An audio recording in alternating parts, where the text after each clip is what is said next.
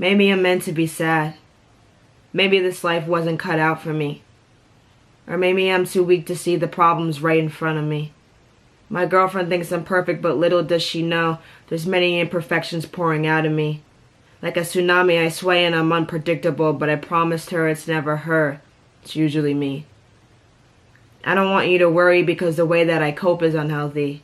Keep to myself, wait for a pen and paper to come to me.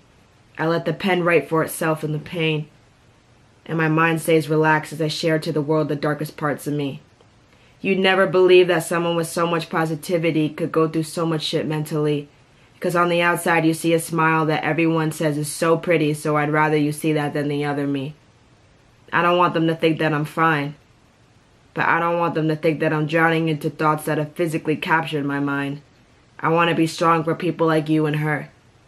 But sometimes you need a break and need to relate to other people at the same time. My favorite dog is gone. Got a new one, but the pain is still relevant.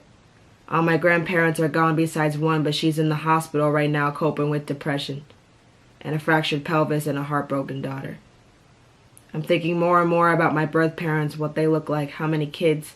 I can't find patience. I'd be lying if I said that something inside of me didn't irk me and make me want to go and find them, and turns out I did.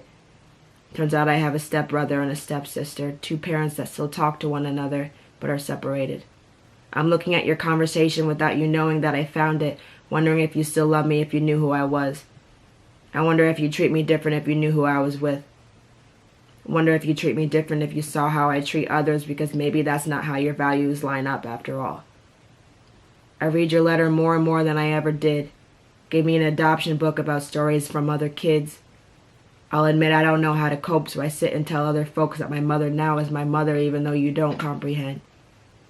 The fact that if I tell them who my mother is now, then that'll lead to another conversation that will lead to another feeling of emptiness because they'll judge that we're different colors. And come down to the conclusion that my birth mom is nowhere to be found. I'm sick and tired of wondering if you ever really loved me, or if your letter was something to make yourself feel better. I know you're only 17, but what that means doesn't make an excuse to leave me hanging on the shelf. I met a woman who makes me a better me. I met an artist who makes me want to love me and recognize all my growth while also providing hope that I will make it out alive from this hell. With or without you in my life, I thank you for letting me go to a family that will love and support me unconditionally. 2018 left me hopeless, hoping for a better year.